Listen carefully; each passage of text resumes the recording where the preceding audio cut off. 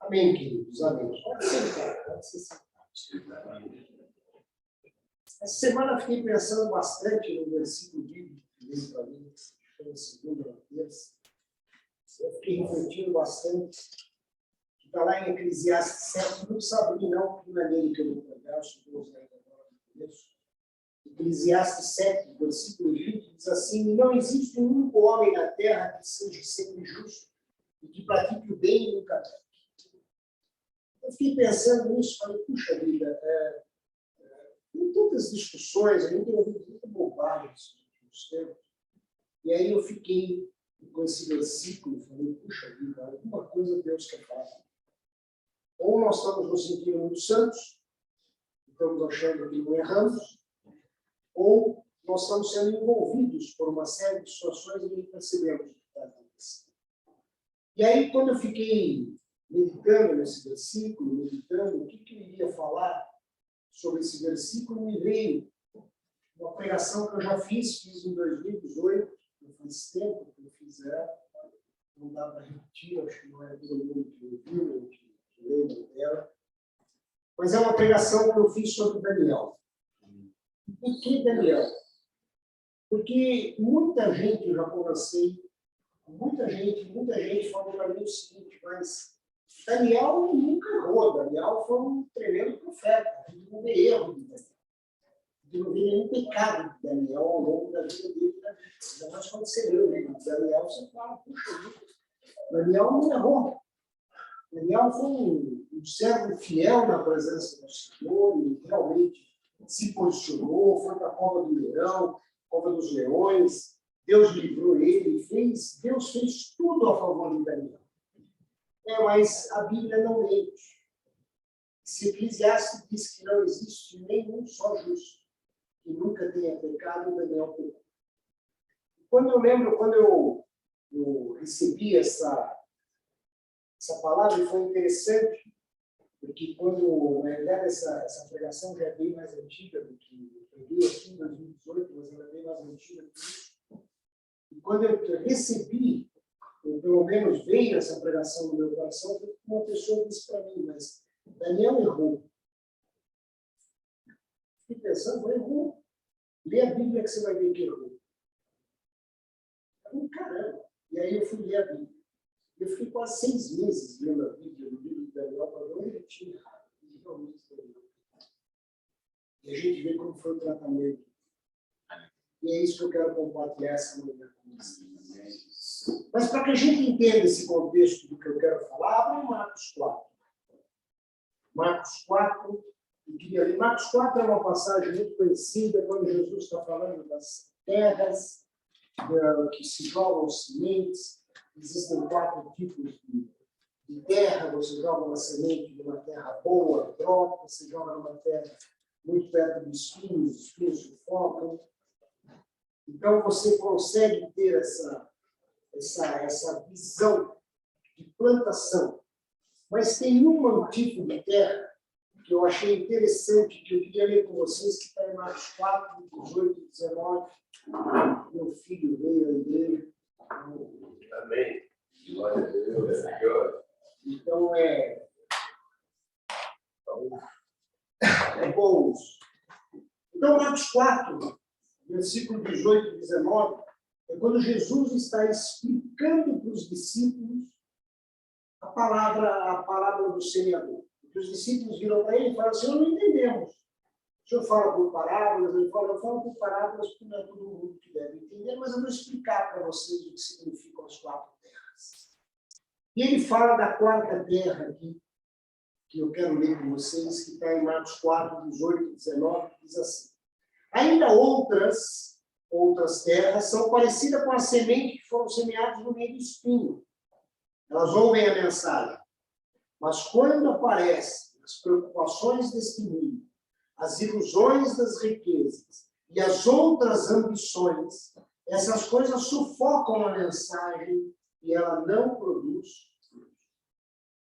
Querido, quando eu li isso daqui, eu percebi uma coisa, que esse é um problema sério. Porque esse é um problema que vem pegando pela beirada. Ele vem comendo pela borda, como se diz. Porque coloca uma pessoa numa situação muito confortável, numa situação onde ela não tenha preocupações, protege ela totalmente de todas as coisas, dê a ela glamour, dê a ela riquezas, ilusões da riqueza, dê a ela ambições de outras coisas. Sabe o que acontece com a palavra dentro dela? Começa a mudar. Infelizmente começa a mudar. Não digo todos, mas a grande maioria. E esse é um alerta grande que Jesus faz. E o interessante é que a Bíblia mostra para nós exemplos de pessoas que passaram por isso. Eu já falei para vocês. A Bíblia é um livro de história de pessoas. Pessoas que assentaram na presença de Deus e pessoas que erraram na presença. Então, todas as histórias que estão lá dentro são para nós conhecermos. São para nós olharmos e ou nós nos espelhamos naqueles que acertaram e acertamos como eles, e olhamos para aqueles que erraram e percebemos aonde eles erraram e como eles voltaram na presença do Senhor. Tem alguns que não voltaram. A gente sabe de histórias como Saul, que não voltou, tem toda a oportunidade. Deus deu a ele 2, 3 oportunidades de voltar à presença do Senhor. Ele não quis, ele optou por ficar fora da presença do Senhor. Ele optou por ficar com as riquezas do mundo. Mas outras pessoas não, caíram em si. Então, quando fala desse tipo de terreno, está falando do nosso coração. Então, quando a palavra, Jesus está explicando que a palavra é um posicionamento em Cristo, que Jesus está explicando que aquela semente é como se fôssemos nós, recebendo a palavra, como é que nós reagimos com ela. Então, nós vemos o Evangelho como um Evangelho de amor, como um Evangelho que Deus se manifesta através das coisas, ou nós vamos ficar enganados na nossa caminhada. E muita gente hoje está enganada no caminhado. A gente tem visto discussão, que a gente tem visto, nem vou entrar nas polêmicas que a gente tem visto ao longo dessas semanas, porque acho que não vale muito a pena, a gente já conversou bastante sobre isso, mas são polêmicas. Olha, eu vou prometer isso, eu vou prometer aquilo, as pessoas ficam iludidas com isso. É uma ilusão, assim. Porque ninguém se posiciona em Cristo. Agora, o que acontece é que muitas vezes as pessoas, quando são iludidas, principalmente por essa questão de estarem envolvidas com as questões da riqueza e das ilusões do mundo, quando ela percebe que ela se distanciou de Deus por causa disso, sabe o que acontece? A grande maioria fica com vergonha do mundo. O que eu vou fazer? Eu já estou distante. Como é que eu vou fazer para voltar? E aí cria-se uma vergonha. Eles ficam tão envergonhados de voltar à presença de Jesus que continuam distantes. O que é a pior coisa possível. Porque a melhor escolha é voltar à presença dele. A palavra diz que se nós pedimos perdão, ele é fiel e justo para nos perdoar. Então, se nós realmente entendemos isso, nós devemos pedir perdão e voltar. Mas primeiro nós temos que ter a consciência de que estamos sendo iludidos. Porque essa ilusão, e o próprio Jesus diz isso na explicação da parábola, ela é muito tênue. É uma coisa mais ou menos, vocês já ouviram aquela expressão que se você pegar uma água quente, jogar um saco dentro, ele bate na água e sai correndo. Isso é verdade. Eu já cacei rã no passado e isso é verdade. Você pega a água fervendo, joga uma rã dentro da água, ela bate na água e ela pula rapidinho. Agora, se você pôr ela na água fria e acender a panela, ela morre cozida e não percebe que está morrendo cozida. Porque a água vai ficando quentinha, vai ficando gostosa, vai ficando um negócio térmico gostoso, quando ela percebe que foi cozida. Que é o que acontece quando a gente tem iludido pelas coisas. E para que a gente entenda o que é essa questão de ilusão, como isso nos encanta, eu peguei 2 definições no dicionário que eu queria ler com vocês. Encantamento é uma sensação de deslumbramento, admiração, grande prazer que se tem como reação a alguma coisa, uma boa qualidade do que se vê, ouve ou percebe. Exemplo, aquela coisa foi tão boa que não nos sai da memória. Eu fiquei deslumbrado com aquilo. Isso é deslumbramento. Uma outra definição, encantamento, é uma palavra, uma frase ou qualquer outro recurso a que se atribui o poder mágico de enfeitiçar. Encanto, um trabalho de bruxaria. Lançaram um encanto sobre alguém. Ah, mas sobre a sua vida não existe bruxaria. Não, mas pega aí, eu já falei isso. Pega um cristão, coloca ele no meio das riquezas, coloca ele todo protegido, coloca ele... Nós já falamos sobre isso. Nos primeiros momentos ele vai vir no domingo, depois pega um dia de sol gostoso assim, pô, eu tenho um apartamento lá na praia, ele está na barraca, eu vou descer na sexta, vou tentar voltar no domingo. Aí abre aquele solão, o pastor vai entender, eu vou aproveitar, vai. Afinal, Deus me deu o apartamento. E a hora que você está vendo, você já não vai na igreja mais há um ano. É verdade. Porque aí você tem que aproveitar o que Deus te deu. Você ficou encantado com as coisas. Você esqueceu quem te deu. E você parou de agradecer quem te deu. Você só ficou aproveitando. Isso é um encantamento que vem.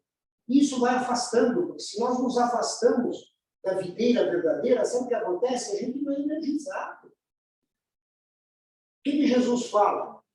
Só conhecerá a verdade quem for meu discípulo e quem permanece em mim. Então não adianta eu ficar como fica lá, conhecereis a verdade vos libertará, porque tem uma coisa antes. Uma coisa antes que é, se permaneceres como meu discípulo e permaneceres em mim, aí sim conhecereis a verdade e a verdade vos libertará. Então não adianta, que verdade eu vou conhecer se eu não permaneço com o mestre, se eu não permaneço com Jesus? Eu não conheço a verdade.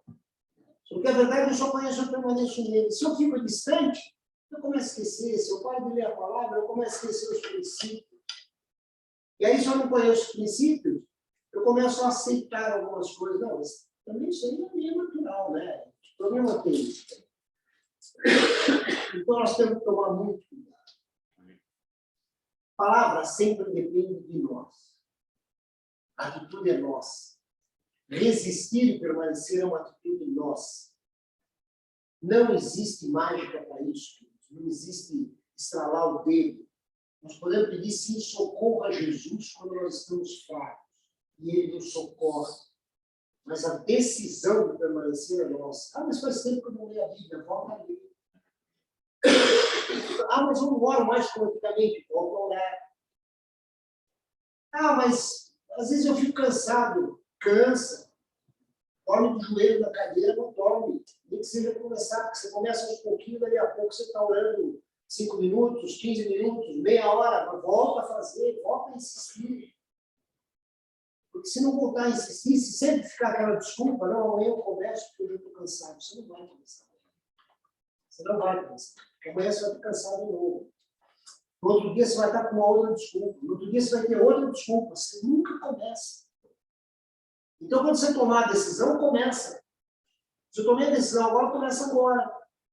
Porque senão essa ilusão toda do mundo vai encontrar brecha em nós.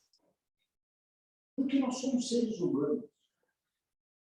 Se perguntarem para nós, você prefere plantar a batata para depois colher, ou você prefere roubar o tomate pronto?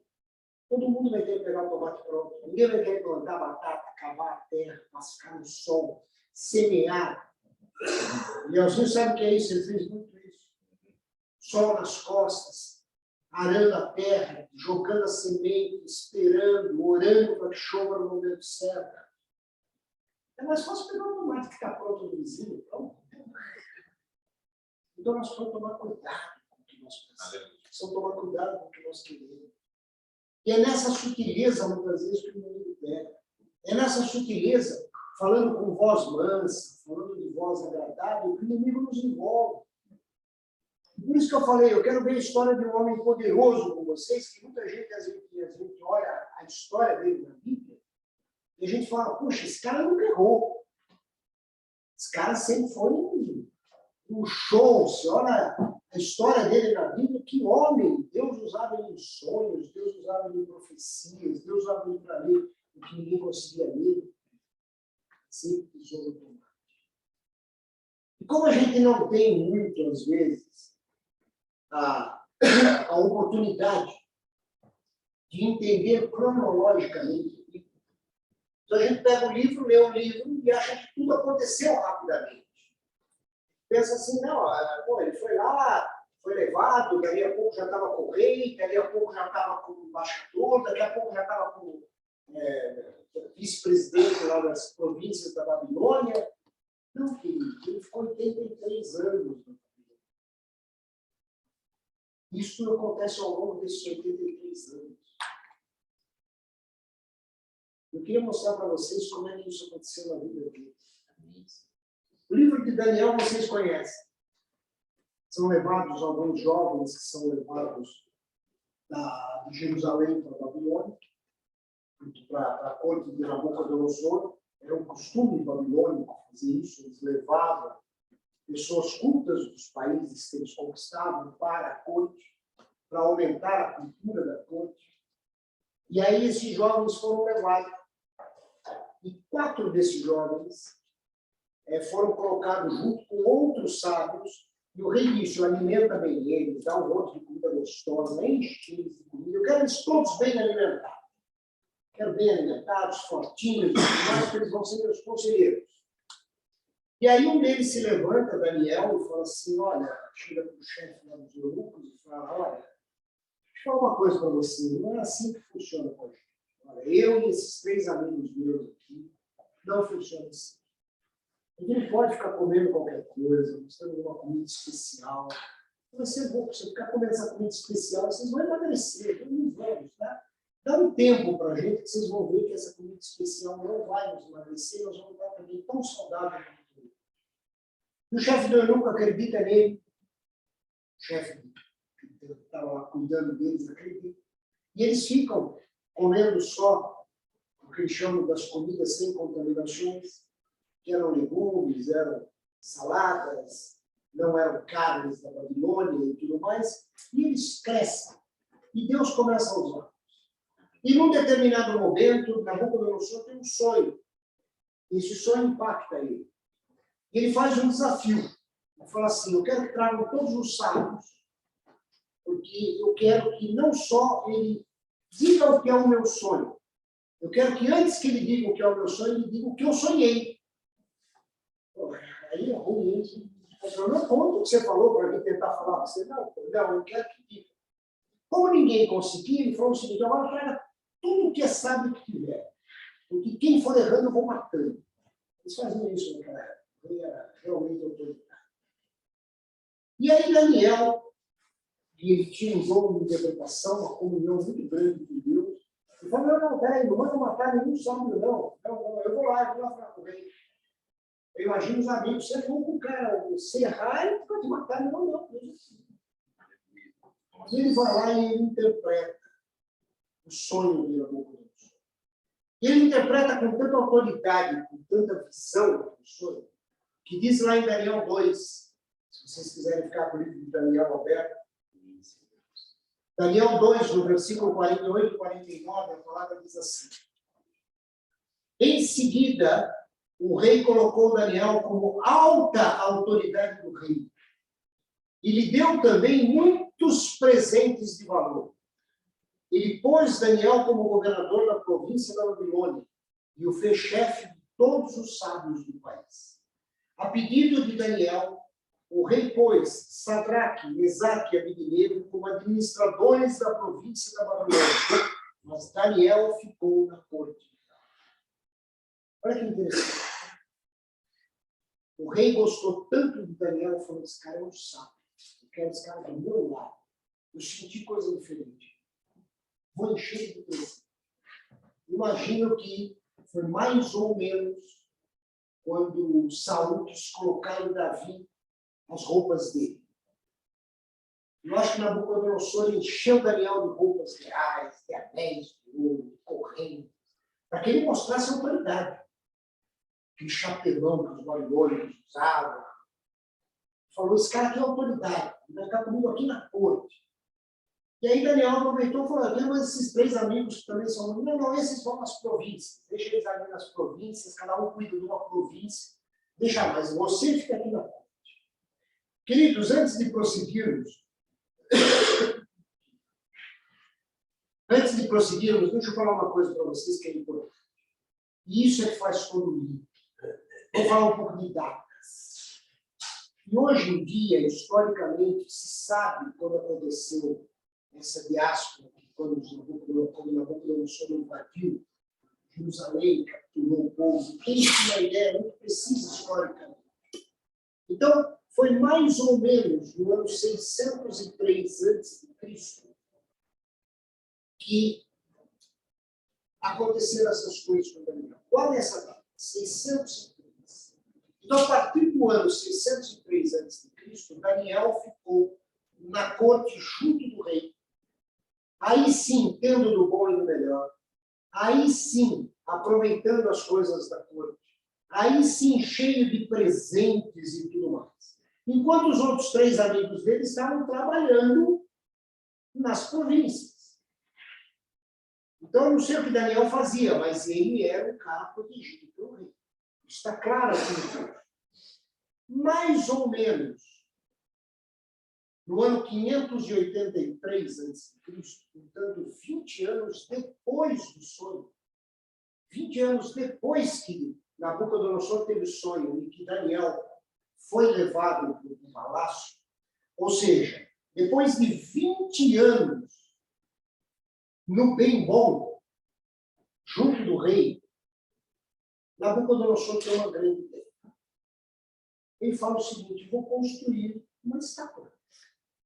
E todo mundo vai ter que me honrar.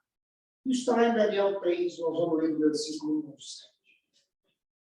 E diz assim: o rei Nabucodonosor mandou fazer uma estátua que media 27 metros de altura por 2 metros e 70, 27 metros de altura por 2 metros e 70 de largura.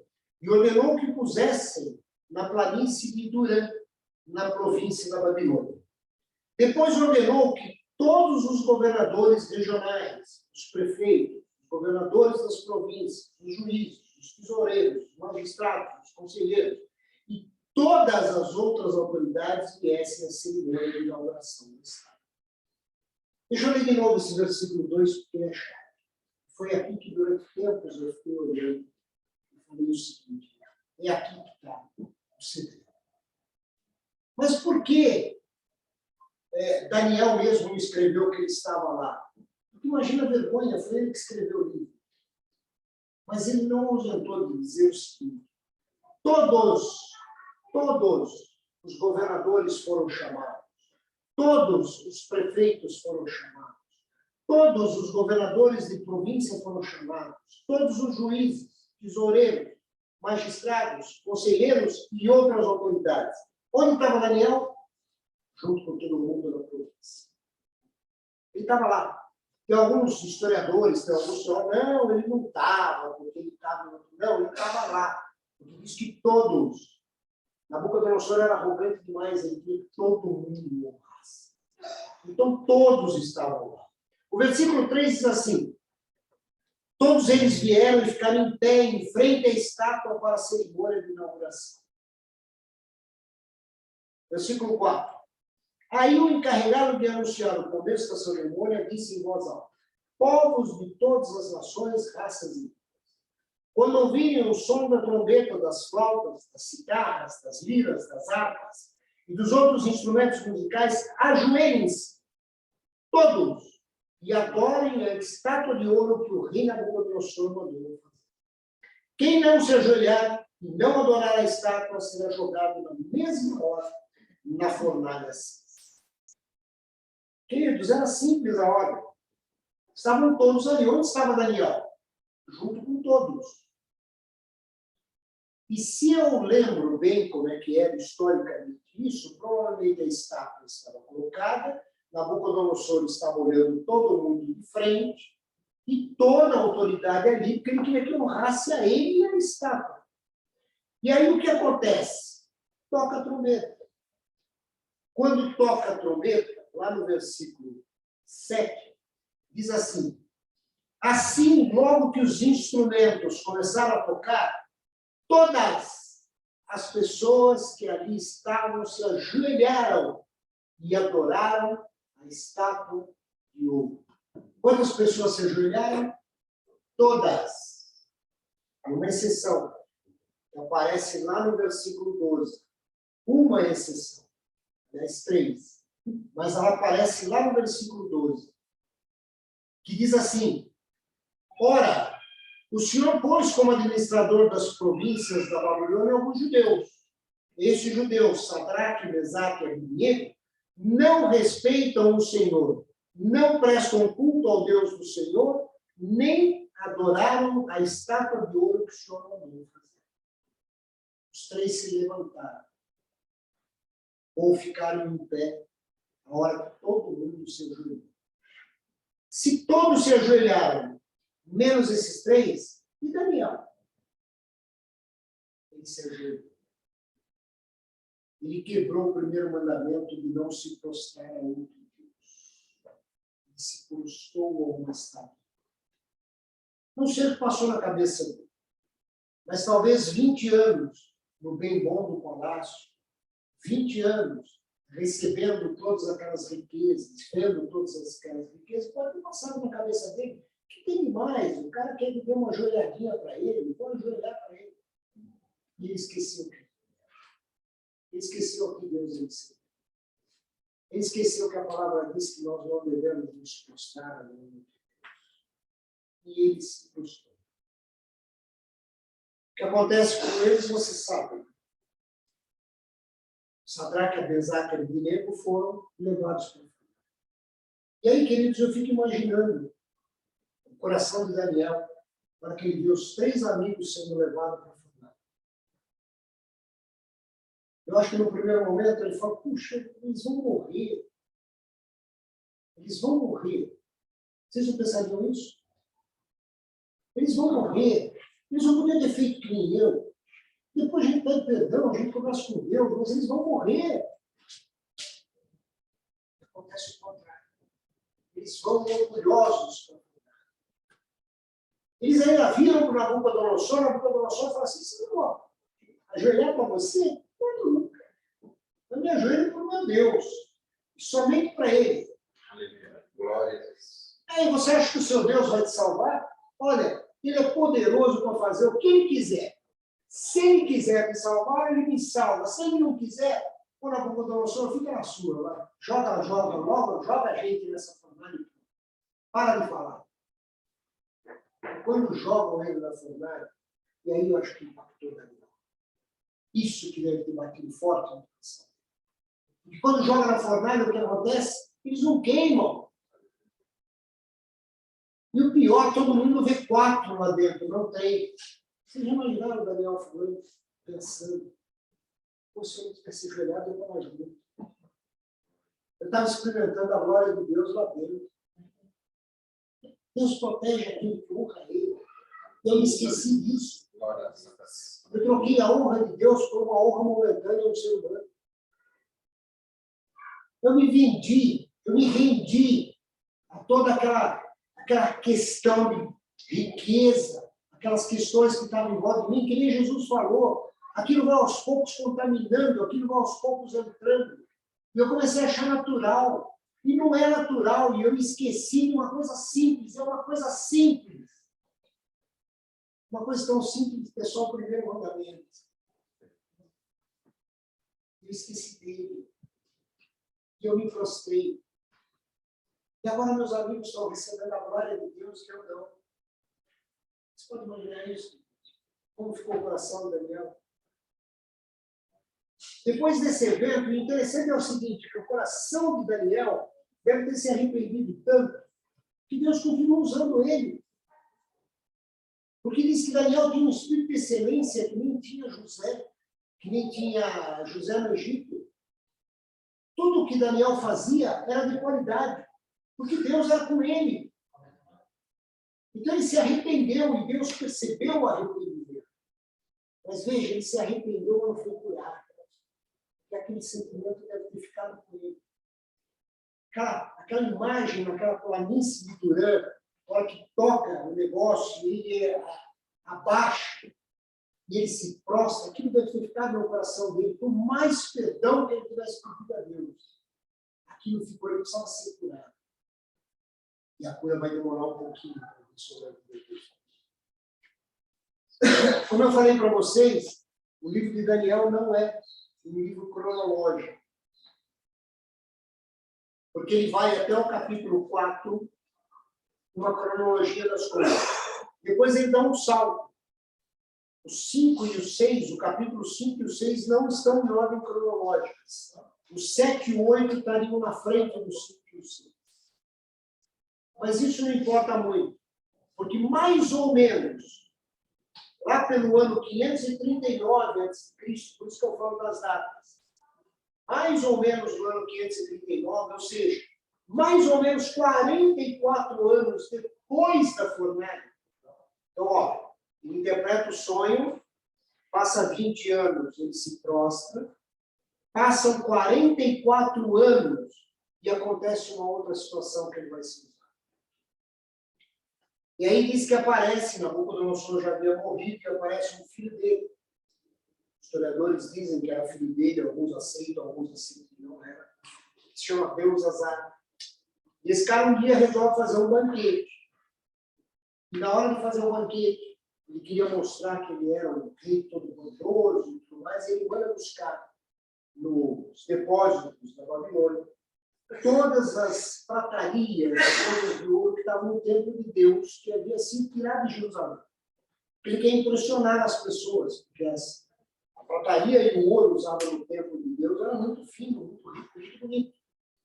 Quem via o templo de Salomão dizia que era uma coisa impressionante. A decoração, a prata, o ouro, tudo. E ele quer impressionar, ele pega. E quando ele pega e começa a servir os alimentos para todo mundo ali, em cima de coisas que haviam sido consagradas ao Senhor, aparece uma mão no meio do jantar e começa a escrever algumas coisas na parede. Provavelmente era uma língua que alguém ali entendia, porque era um hebraico antigo. Então alguém entendia, só que ninguém conseguia traduzir o que queria dizer. E alguém lembrou de Daniel, falou, olha, tem um cara ali que lembrava da época do teu pai, esse cara aí lembrava o que falava das coisas. Chama ele, vamos entender. E aí ele vem. E o que estava escrito era uma maldição que o Daniel dizia, a mão do Senhor vai pesar com você. E naquela noite cai o reinado da Babilônia e começa o reinado de Dario, persa. Histórico. Quando Dario conquistou todo o Império Babilônico e criou o Império Persa. Então, nesse momento, surge um outro rei. E a primeira coisa que esse rei faz é dividir o país em províncias. Ele precisa de gente para poder administrar essas províncias. E alguém fala para ele, ó, tem um cara de, tem um tal de Daniel aí, que já estava lá perto dos seus 80 aninhos, ele. E o cara é bom, o cara tem um espírito bom. Chama ele para conversar. Isso está lá em Daniel 6, do versículo 1 ao 3. O rei Dario resolveu dividir o país em 120 províncias e escolher 120 homens para governar. A fim de que tudo corresse bem e não houvesse prejuízo, o rei nomeou 3 ministros para controlar os 120 governadores. E um desses era Daniel. O cara ficou tão impressionado com Daniel que de cara colocou ele como um dos 3 mais importantes. E ele mostrou logo que era o mais competente do que os outros ministros. Ele tinha tanta capacidade que o rei pensou em colocá-lo como a mais alta autoridade do reino. Aí, os outros ministros e governadores procuraram achar um motivo para acusar Daniel de ser mau administrador, mas não encontraram. Daniel era honesto, era direito, e ninguém podia acusá-lo de ter feito qualquer coisa errada. Quer dizer, o homem se mantinha na presença do Senhor. Veja, ele não havia sido curado ainda daquela questão de quase 60 e poucos anos atrás. Mas ele continuava na presença do Senhor. Eu acredito que Daniel continuava naquela de... Bom, Deus me usou, ele me usa quando ele quer, mas eu vou continuar aqui no meu dia, porque não posso esperar muito mais coisas. E o que acontece é que a gente sabe que, nesse momento, começa a se levantar com Daniel esses inimigos. Não, a gente tem que tirar esse cara. Dá um jeito de tirar esse cara. Vamos fazer o seguinte, ó, vamos chegar para o rei, chama o Dario aí, vamos falar para ele, Dario, Tem uma ideia boa. Você é rei, você é soberano, você é o persa, você é o cara que manda. Aliás, é um dos reinados mais poderosos, né? Então, só foi enfrentado, se eu não me engano, destruído por Alexandre Magno. Então, era um dos reinados mais poderosos, em extensão dos maiores que tinham na vida. Então, ele era um tremendo rei, poderosíssimo. Então, olha, vamos fazer o seguinte, vai ter a Semana do Dario.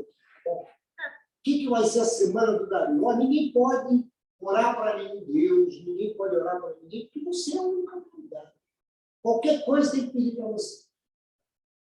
Gostei. Pô, legal. Uma semaninha sem ninguém orar, e tudo mais, qualquer coisa de falar comigo, legal. Eles gostavam de ser tratado como super Deus. Então, legal. E ele assina esse édito, essa lei. Só que Daniel orava 3 vezes por dia, virado para Jerusalém. E aí o que acontece? Eles fizeram isso porque eles sabiam que Daniel ia fazer isso.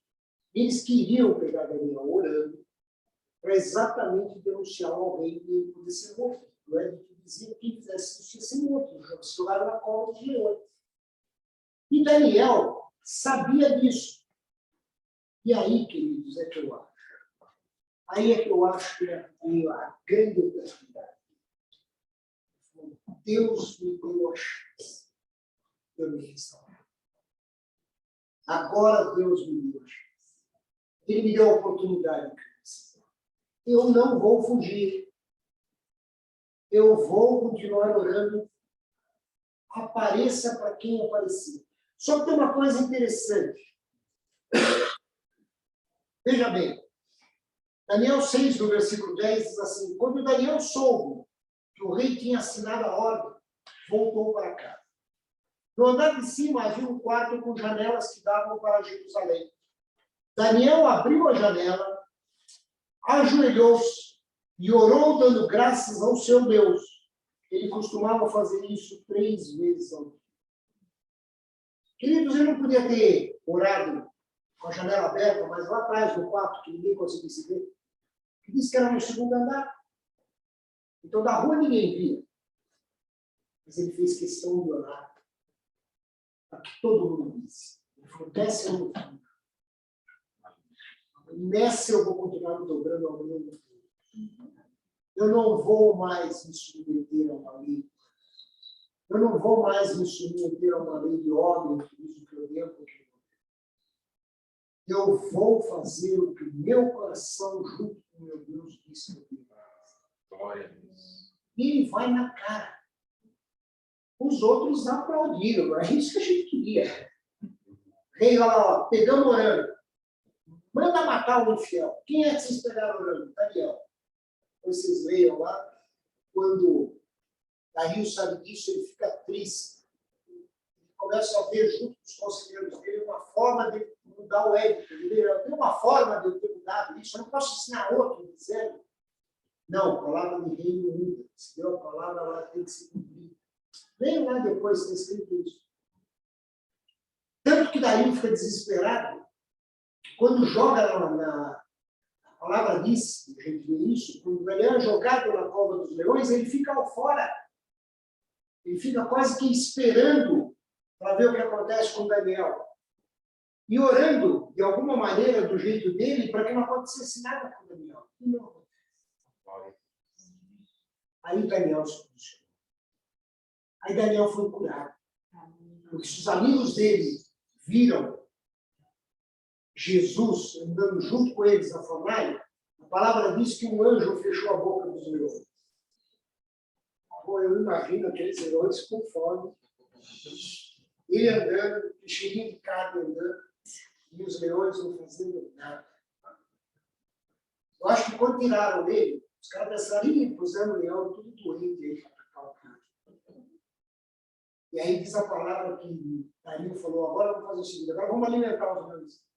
Pega os caras que acusaram o Daniel e joga. Eles não conseguiram nem chegar perto, porque disseram que antes de jogar, os leões já pulavam e pegavam. Então, com fome, os leões estavam. Então, nós vimos que Deus. Nós vimos que Daniel teve a oportunidade. Queridos, ele se arrependeu do que ele fez 40, 60 anos atrás, se arrependeu. mas ele não sentiu cura. E muitas vezes isso acontece com a gente. A gente se arrepende, mas a gente não sente a cura. E a gente acha que Deus está distante, quando Deus está junto. Deus nunca abandonou Daniel. Glória. Deus sempre esteve com Daniel. Amém. E Daniel, num determinado momento, falou a melhor coisa: eu continuar na presença dele. Se ele vai ou não se manifestar na minha vida, aí é a prerrogativa dele. Quem pisou na bola fui eu, não foi ele. Se ele me achar digno dali para frente, ele se manifesta na minha vida de novo. Mas eu tenho que permanecer na presença dele. E provavelmente naquele dia em diante, e você vê isso aqui, ele esqueceu todas as riquezas, ele deve ter esquecido, virou prova, eu não vivo mais no palácio. Me dá uma casinha em algum canto aí, que eu vou morar em algum lugar. Eu quero ter lá o meu móvel, eu quero ter uma coisa simples, porque eu quero ter o que é suficiente para mim. Porque é o que Deus quer. Ele percebeu que o encantamento afastou ele. Ele percebeu que tudo aquilo que ficou em volta dele fez com que ele se afastasse. E ele começou a dar mais valor para as outras coisas do que para a presença de Deus. Só que quando ele percebeu no coração que os amigos dele foram abençoados e ele não, ele voltou ao Senhor. Glória. Mas agora, que seja a vontade de Deus. Então é como Deus é fiel, queridos. Às vezes a gente acha que Deus esquece. 60 e poucos anos depois, o homem com 83 anos, Deus pega ele e fala assim: vem cá, vou te curar. Eu vou te mostrar que tudo que você passou foi o que eu queria que você tivesse passado. Você continua poderoso. Queridos, a história de Daniel não termina aí não, porque a história de Daniel tem um final maravilhoso. Que lá em Daniel 10, quando ele tem sonhos no versículo 9, perdão, no capítulo 9 de Daniel, ele vai ter uma revelação. Ele é um dos profetas que veio no Apocalipse. Tanto que a gente não consegue estudar o Apocalipse se não estudar o livro de Daniel, principalmente os últimos capítulos. Porque as revelações de Daniel são muito fortes. Elas complementam o livro de Apocalipse.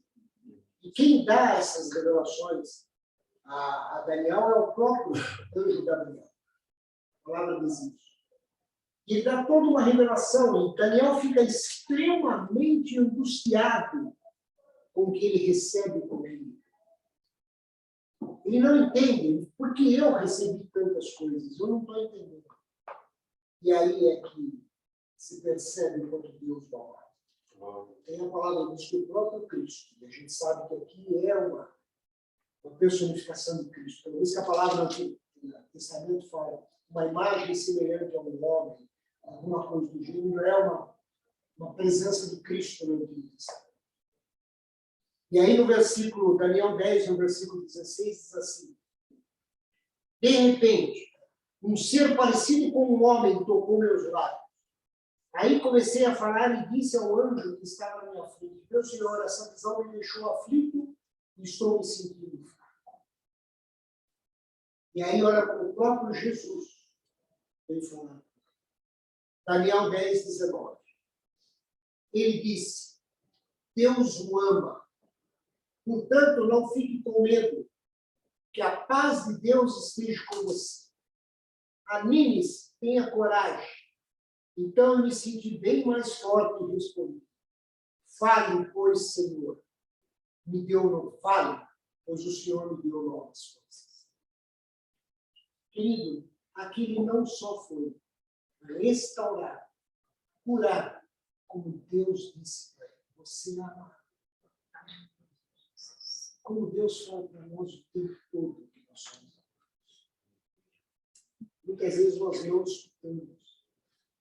Muitas vezes as coisas do mundo estão nos envolvendo tanto, estão falando tão alto, e que não consegue ouvir que Deus está dizendo que somos amados. Nós somos amados.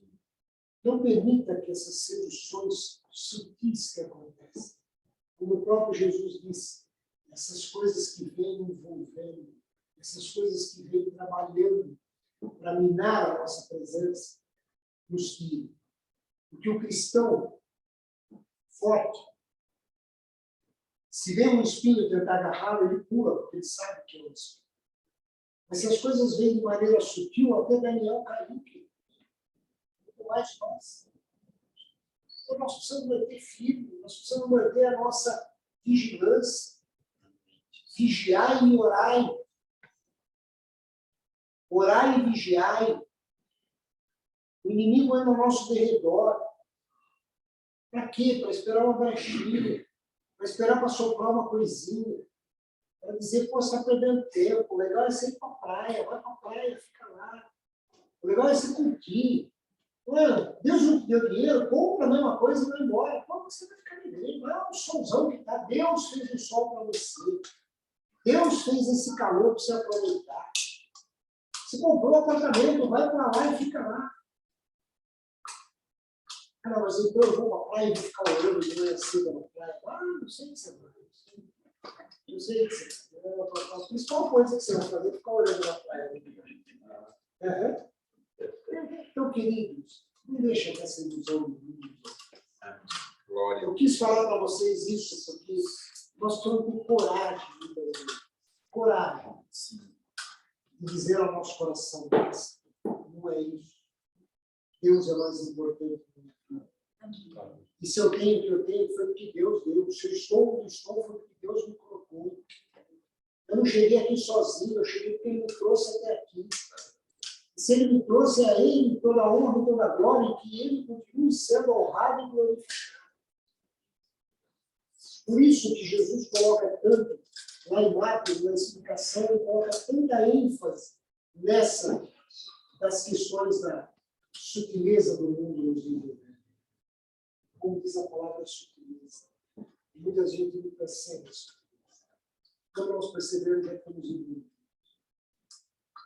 A gente possa refletir nessa palavra, ter a coragem.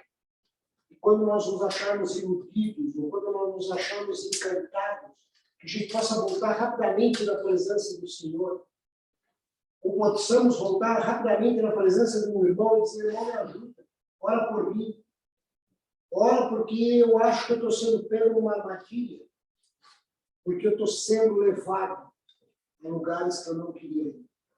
E eu percebi que eu não estou dando valor ao que eu tenho ou ao que eu sou. Eu estou dando valor ao que está sendo colocado aí no redor. Nós precisamos nos posicionar. Nós precisamos entender que esse relacionamento e essa sedução do mundo, a única coisa que nos quer é afastar de Jesus. Ah, mas Jesus falou que seríamos próximos. Seríamos e podemos ser. Jó foi um homem milionário, riquíssimo. Só que ele teve que perder tudo para aprender quem era. E depois que ele aprendeu tudo e passou a dar valor realmente a quem era Deus, Deus falou, nossa, que tudo isso aqui. E ele nunca mais provavelmente teve problemas materiais. Mas aí ele entendia que era. Ele entendia o que Deus podia fazer na vida. Entendia que tudo que ele tinha porque Deus deu. Não porque ele era um religioso e fazia as coisas. Queridos, que essa manhã essa palavra possa vir aos nossos corações. Vou pedir para o pastor Manuel terminar de orar. Mas que a gente tenha coragem. E se um dia tivermos com esse tipo de amargura no nosso coração, a gente tenha coragem de confessar a Deus, pedir perdão e voltar a casa. Mas, pastor, ele vai me aceitar? Ele aceitou Daniel. Ah, mas era Daniel. É isso que a gente. Uma vez eu estava pensando assim, poxa, mas Deus dava mais valor às pessoas do Antigo Testamento, pessoas fortes, poderosas, né? Bobagem, isso aí caiu de mim como uma escama quando eu li Tiago. Quando Tiago fala de Elias, o maior profeta que teve no Antigo Testamento, considerado um dos maiores profetas pelos judeus. Tiago vira e fala assim, o que vocês estão falando de Elias? Elias era um homem que nem eu e que nem você. Sabe qual a diferença dele? Ele orava com fé. Ele orou 3 anos e não choveu, depois ele orou e choveu. Qual a diferença de Elias para nós? Que ele cria em Deus. Ele acreditava no que Deus falava. E ele se movia pelo que Deus falava. Essa é a diferença dele. E ele ainda fala, Elias era um homem igual a nós, sujeito às mesmas paixões. Daniel era um homem igual a nós, sujeito às mesmas paixões. Ele se levou por todo aquele consumismo. Mas ele voltou a presença do Senhor. Ele deixou de obedecer pelas palavras. Que a nossa vida possa ser transformada. Que a gente vive na presença de Deus nas nossas vidas. Amém? Glória.